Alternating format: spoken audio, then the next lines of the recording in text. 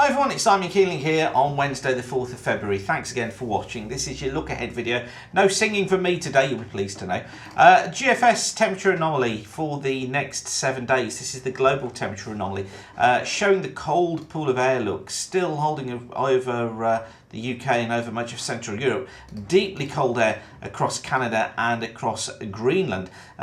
Some warmer conditions though across the western parts of Australia, but look at that, pretty chilly still out towards the east, and staying chilly too across eastern parts of Asia. Some pretty warm conditions though through central parts of Africa, running up into the middle and near east. Okay, the charts at the moment hinting at high pressure really settling in, but a jet stream up towards the north of us. Here it is, look, on the 7 to 10 day mean of the 500 millibar flow. Both the ECMWF on the left there and the GFS on the right, picking up on that. These are the charts running from next Wednesday through to Saturday the 14th of February.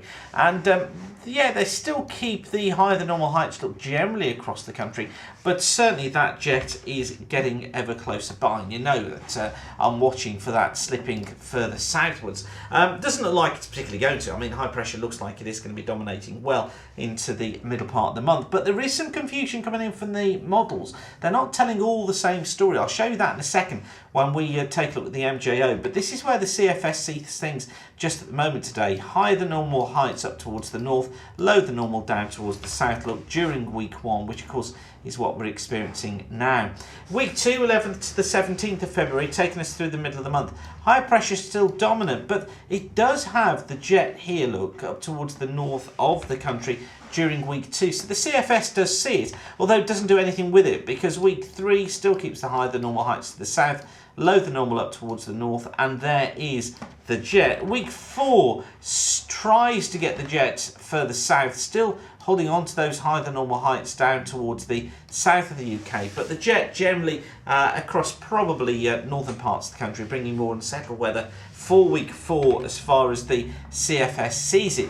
But as I say, there is a little bit of conflict between the longer range models at the moment. They're not particularly handling what's going to happen to this high very well, and I do still think we need to watch for a breakdown in 7 days time, perhaps going into more of a westerly, although I admit the south of the country never really in wet conditions, but the north may be at times. Let me just show you the difference between the CFS forecast, the MJO forecast. This is from Carl McRitchie's site, and you see there, look, it going generally through phases 1, 2, 3 and 4.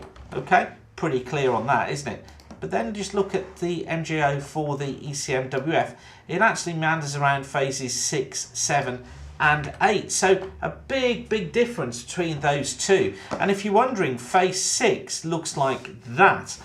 Phase 6 puts higher than normal heights across the UK, of course, that's what we're seeing now.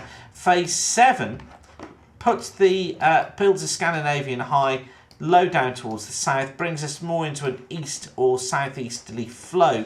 That's into phase 7, so stays pretty cool with that east southeasterly. And then phase 8, which then puts us into higher than normal heights towards the north, low than normal to the south, brings in more of a definite easterly flow. And that's where, look, the ECMWF wants to take us. It's doing it.